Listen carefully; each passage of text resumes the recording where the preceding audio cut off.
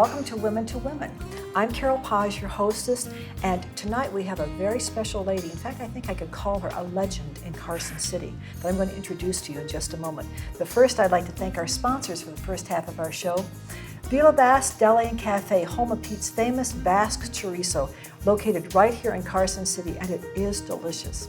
We'd also like to thank Carpa Nevada LLC, importer of fine Portuguese olive oils, aged Italian balsamic vinegar, and international health teas. And finally, but certainly not least, carsonnow.org is the 24/7 place to go on your internet site for the latest events that are taking place here in the city. Remember that name, carsonnow.org. And now let's turn to our very special lady. Elinor, I'd like to welcome you so much to the show. And you have a very unusual last name that I think has a history or a story behind it, yes? A little bit. Tell us about that, Elinor. Well, actually, Bugli is my husband's last name. Yes. And it's Italian. Yes. And in Italian, it would be pronounced Bugli. Very beautiful. Yes. Say it again. Bugli. Bugli. But his grandfather, when he came here from Naples, changed the pronunciation. Okay. So your husband's father came through Ellis Island. Yes, he did. Several times he went back and forth on business. And you know, as a fifth grade teacher in New York, I always took my students every single year to Ellis Island for them to find their ancestry. What a wonderful background to have. All right, so you grew up in New York City? Yes. Whereabouts in New York? In the Bronx. Oh! I was born in the Bronx, and I lived there through high school. And you have no Bronx accent. I can pick up on. I guess not everybody does. I love the Bronx. I love the Bronx. And it was one of the most beautiful sections of New York, historically speaking. And it sometimes has fallen on hard times, but it's coming back again. Well, different parts of it are different. Yes. Oh, fantastic. Another My New Yorker. grandparents lived near the Yankee Stadium. The old Yankee Stadium. Oh, what a history you have been able to share. Yes. So let's find out how you met your husband. Well, I was working in Connecticut for the U.S. Geological Survey, and he had moved to Connecticut too, to Hartford, and we met when we were both doing volunteer work with English as a second language. Ah, he was teaching English as a second language, or he was a student taking it? He was teaching. So at this point in time, had either of you enjoyed music as a source of relaxation or as a study program of any kind? Well, David has a master's degree in music. All right. And he had taught for 5 years music. Yes. And he was changing careers to information technology. Okay. And that took him to Hartford, to the insurance companies. All right. So did David grow up in New York for a period of his life as well? Yes, he did. He grew up in Westchester County. Now that's a whole lot different than the Bronx. It's north of the Bronx. Yeah. Okay. Yes. Yes. Yes, his parents had 13 acres. And that's a beautiful section of New York State, Yes. too, and just close enough to the city to be able to enjoy it wonderfully. Right. So you had not met each other in the city at all? No. Okay. What was it like growing up in the Bronx during your day there? Well, I lived in a two-family house Yes. that had been converted from a one-family house that my mother's parents owned. Okay. And it was a row house attached on one side to Yes. other houses. Yes. So we Yes. had a small front yard, small backyard, very close to public transportation, very close to the park. My Which parents, park? Bronx Park. Okay. My parents took us to the botanical gardens, the zoo, And those are wonderful. concerts, Yes. museums. So it was a very varied childhood. But it was also a childhood that had been enriched by so many, they're right there in the city to enjoy. Yes. And so many of us who live in those wonderful environments fail to take the opportunity to go visit what's right around us. And your parents made sure that that happened for you. They did, yes. That's great. Okay, so did you graduate from high school in the Bronx? Yes, Christopher Columbus. Okay, all right. And then I started at City College in New York. All right, in Manhattan. Okay, all right. And what did you major in there? Geology. Oh, a scientific background Yes. as well. Yes. Okay. And once you you graduated from the city college? No. I left. I married. I had 2 children. I lived in Massachusetts and Okay. Arizona and in Minnesota. Oh, And finally graduated from the University of Minnesota. which is a very fine place. Yes, and then I also have a master's from Wesleyan University in Connecticut. So I stuck to my science. And you stuck to your goal of graduating.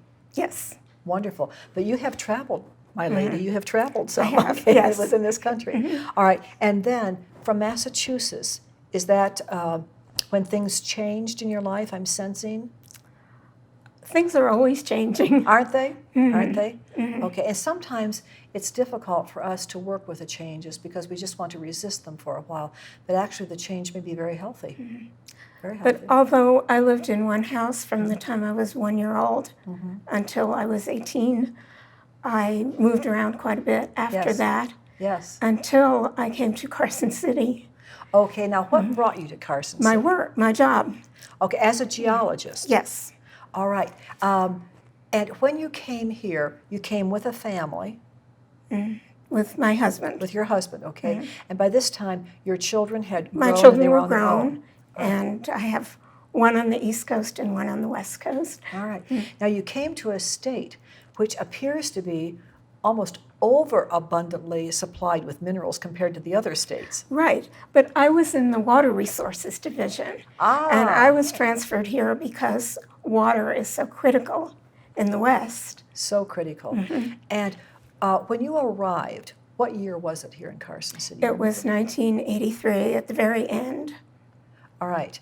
And what did you find the water supply to be like then in terms of your background, in terms of the research that you do with water? We were looking at the resource, the quantity of water, the quality in different parts of the state.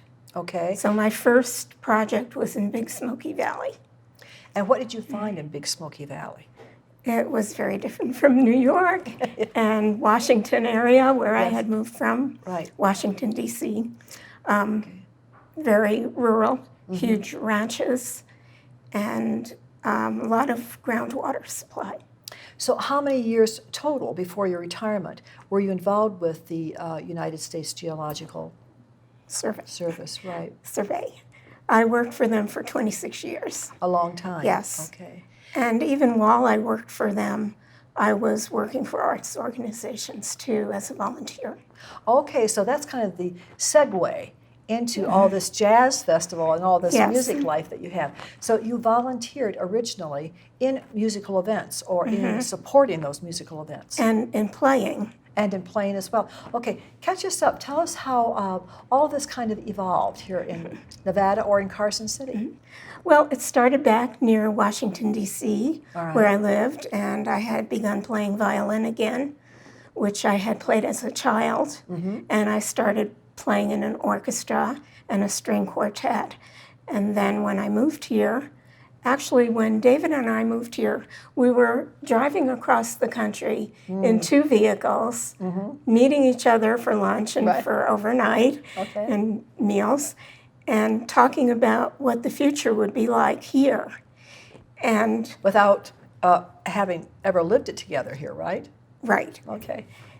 And we had only been here once to look at houses and look at the area. Most of what we knew about Nevada was from reading Roughing It.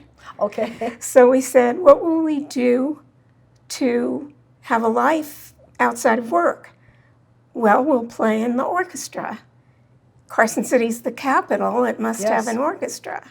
Right. And when David tells this story, he says, the mind can't take a joke. Because I said, well, what if there is none?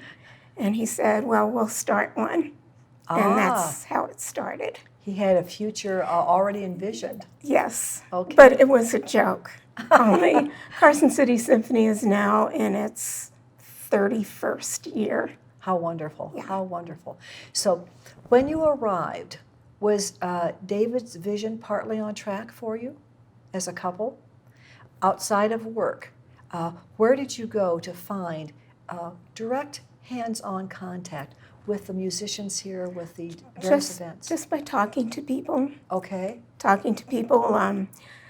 One time we met a neighbor who played cello, and we heard a trumpet playing in the summer when the windows were opened. How about that? And that's how we found a longtime trumpet player. Okay. For us. Now, presently, Elinor, you are responsible for what events here in the city of Carson? With the summertime festivals, or with the October or the autumn time, the Christmas time of the year? What do you get yourself involved with, or what are you involved with? Well, I'm involved in a lot of things. Last year I was appointed to the commission, the Carson City Cultural Commission. Okay. So that's one. Then I'm also on the Carson City Arts and Culture Coalition. What's the difference between the two? The commission is a city, we report to the Board of Supervisors. It's terms a city of commission. Okay, but in terms of what do you report on? On the cultural aspects of Carson City. Okay. We're pretty new, but we're hoping to see elements of public art and more arts for our community. Wonderful. Okay, and the other... The coalition is an older organization. It's an ad hoc group of arts organizers, artists, musicians, businesses that are interested. Pete Livermore thought that we had a commission on youth sports. Yes. And all the sports people got together to see things happen in Carson City. And he wanted the arts people to do that too. And the coalition formed partly with his impetus. All right. Now, how do you figure into this jazz festival? Okay. Well, I'm on the board of the Mile High Jazz Band Association with the help of Carson City, the For the Love of Jazz organization in Reno, and other sponsors puts on the festival each summer. All right. And that's 17 days of musical events in various places in Carson City. And when we come back to the second half of our program, we're going to delve right into that because so many people love it. And your involvement in it has made a difference for all of us here in Carson City. Thank you. You're welcome. So then we also have the Carson City Symphony Association, and that one, as I said, is in its 31st year. Okay. It oversees not only the symphony, but the Carson Chamber Singers, and the Carson City Symphony Chorus, youth strings, and you interviewed Sujesh. I certainly did, yes. That's under our umbrella. We're going to have to cut for the second part, but when we come back, I would love to know why this passion is so great in you. Where does it come from? Is it genetic, or is it just something that is expressive of you? And we'll be right back. Don't go away. We always knew that when we had another baby, we would love it if I could stay home. The kids shape what we do. Everything's about them. So we had to make a lot of changes. Quick Balance is this really nice feature of the Bank of the West app. The more I check into my balance, the easier it is for me to stay on track. You don't even have to log in. Hold on tight. You're on call, 24/7. Every minute that the app saves me is a minute that I can spend with my family. And that means everything to me. Apex SCF provides cutting-edge, hands-on training that effectively addresses today's threats of violence. The Apex Stay Alive course teaches proven methods for personal protection and attack countermeasures that can be applied in any environment. In your home, at the workplace, or on campus, Apex will teach you the necessary skills to stay alive, including how to recognize and react to an active shooter scenario. If you knew you had to fight for your life tomorrow, would you train today? Contact us now to sign up for a class in your region.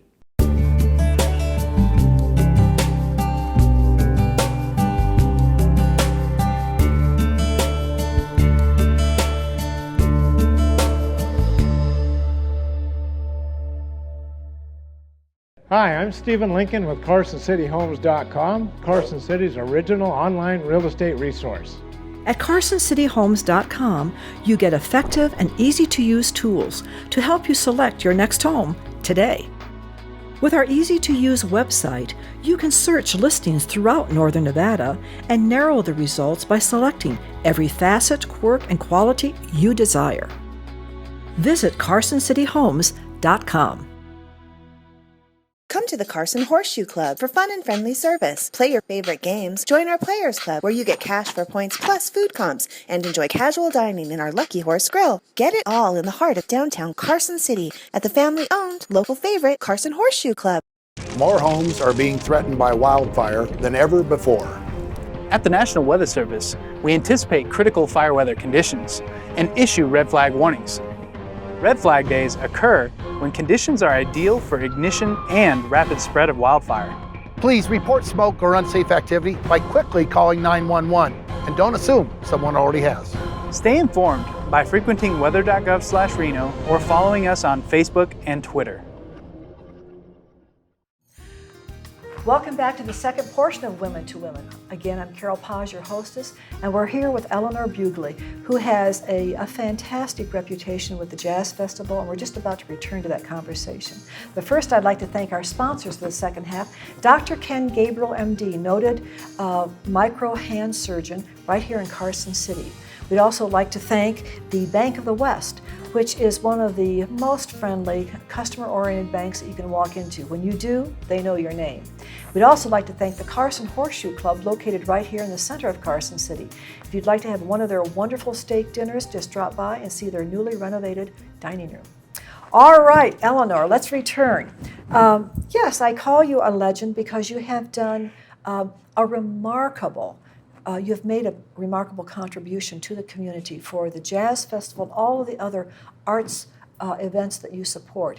And that's very important to a community to know they have that opportunity to visit, to be a part of, and to attend these festivities. It's wonderful, so we thank you so much. Thank you. Now, this Jazz Festival was conceived when? Actually, it's in its 11th year now, so 11 years ago. And it was started in commemoration of the 100th anniversary of the birth of Count Basie. Ah, okay. Interesting that fact. That birthday came on a Saturday night. My husband thought, wouldn't it be nice to have a concert? Okay. And then some other bands said, we want to be part of this. And it ended up as a weekend. Okay. And both the audience and the performers had so much fun, they said, can we do this again next year? That was the start. That was the start. Now, where do all of these fine musicians come from? Most of them come from our area.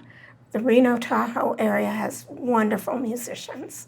A lot of them were here during the days when every casino had a live orchestra. And even though those days are past, many of the musicians stayed in the area. They form their own groups and they teach. What an enrichment for all of us. Yes. You know, it's so worthwhile to be able to sit down and not only listen to, but eventually talk to these musicians who are part of that era, part of that time. Mm-hmm. They had to be very good, I would imagine. Oh, they were. Yes. Excellent. The competition was always there.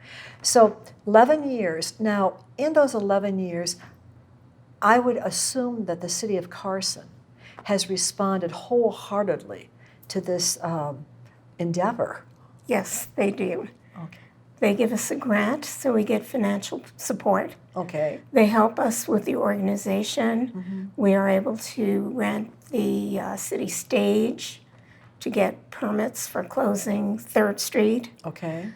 For finding a way to use the Legislative Plaza and the Capitol Amphitheater. They've made that all available. Mm-hmm. With permits, of course, yes. Mm-hmm. So when we talk about the Jazz Festival, actually, it's coming up very soon. August 1st to 17th. Okay. And because the Nevada Sesquicentennial Fair yes. is the first weekend, it overlaps the first weekend of the Jazz Festival, which we're calling a music festival, okay. Not just jazz. Right.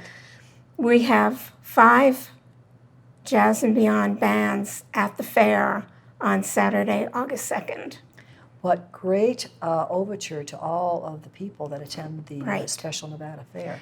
And our opening event is a garden party at the Governor's Mansion. That is a ticketed event, but this year it's the Mad Hatter Garden Party. And that almost bespeaks of some eccentric things going on. Yes. Okay. Some surprises. Some surprises. All right. The band will be Corky Bennett's trio. And Corky is a wonderful entertainer from Reno. Okay. He plays jazz, but he's also very funny. He plays keyboard and accordion, and he'll be a... Do you have any personal stories about any of these musicians or some of the things that have happened that are memorable to you that you like to share with the public, or you like to share because it's a part of what you do, it's a part of who you support? Any special stories that stay there in that mind of yours? Well, there's a micro lounge called Plan B in Carson City.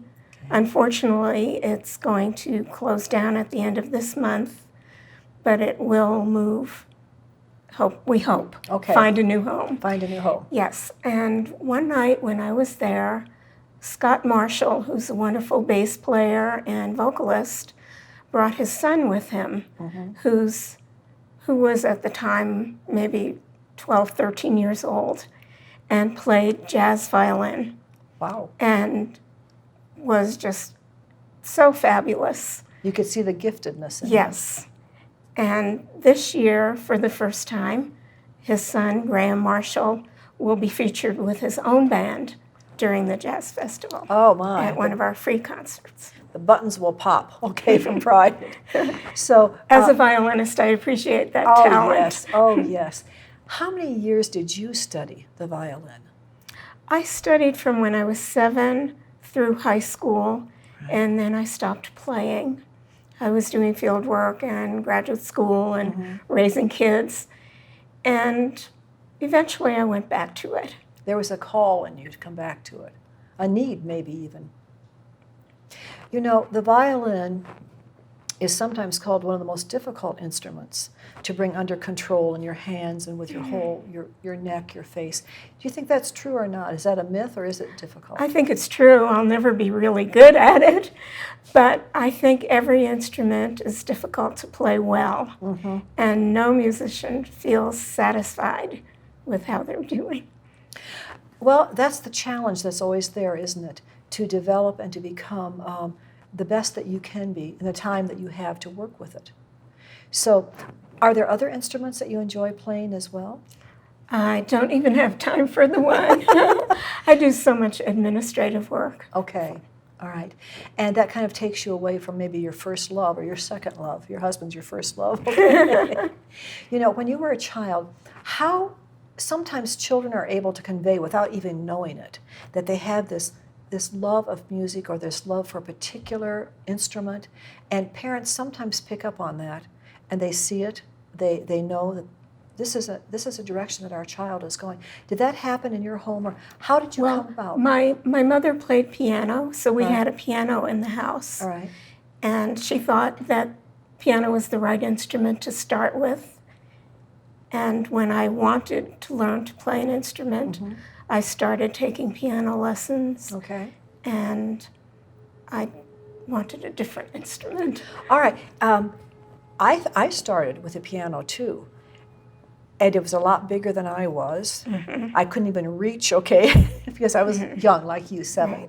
And eventually, as I began to grow and the hands developed, I felt more in control of the piano. But it was still a very fearful and wonderful instrument in front of me.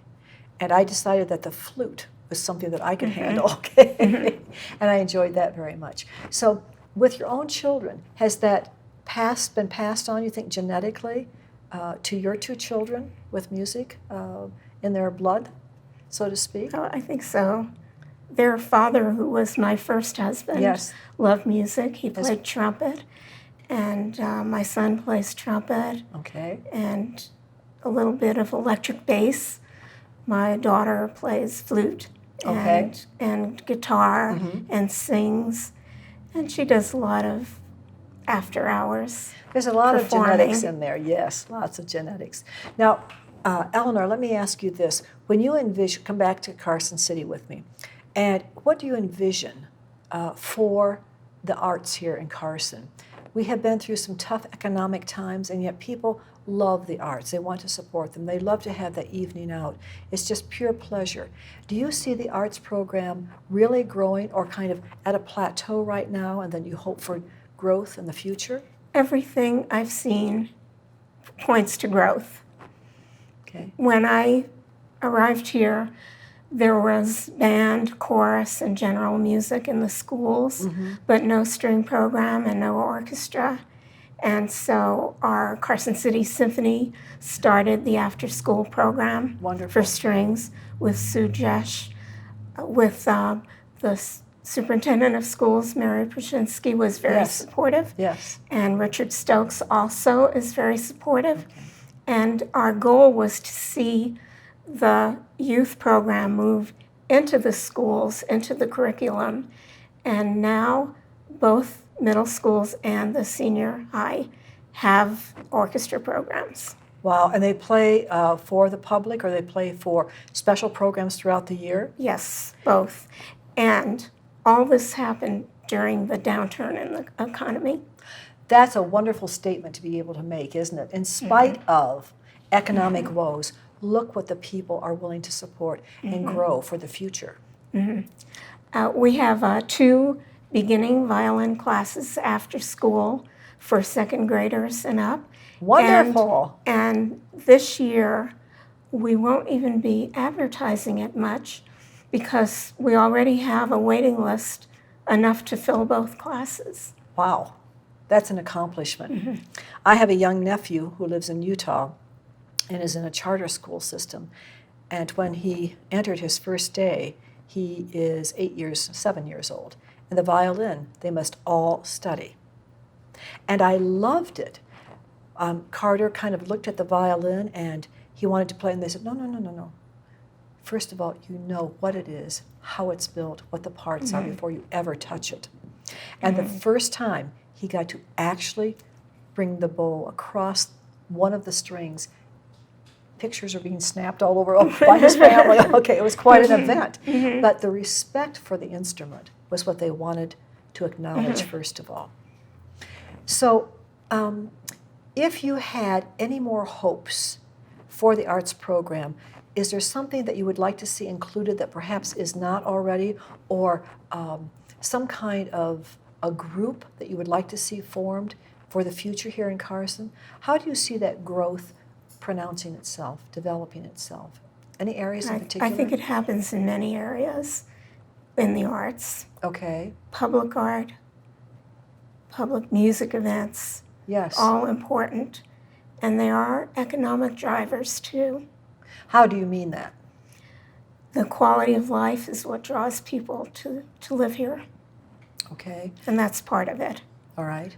I love the outdoors too. Yes. I was hiking this morning, but... which is why you have a little bit of raspiness to your voice, yes. right? The flowers are in bloom. They're beautiful. And you didn't want to miss them. Well, Elinor, I know that you have done a tremendous amount of personal work as well as public work to make sure that all of us here in Carson City and the surrounding area have that opportunity to enjoy the arts, and for you to give of your time endlessly, all right, without impatience, but just to make sure that all of us benefit. We thank you so much. You've made a difference in our community. Thank you very much. Thank you for being here as a New Yorker to another one. Okay, thank you. It's been a pleasure. Okay. Everyone have a good evening out there. We'll see you next week with a brand new guest. In the meantime, stay well. Good night.